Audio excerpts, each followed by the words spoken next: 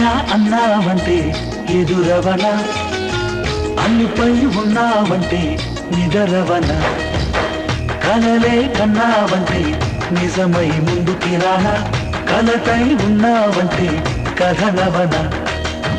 అమ్మలో ఉండే సగం అక్షరం నేనే, నాన్నలో రెండో సగం లక్షణం నేనే.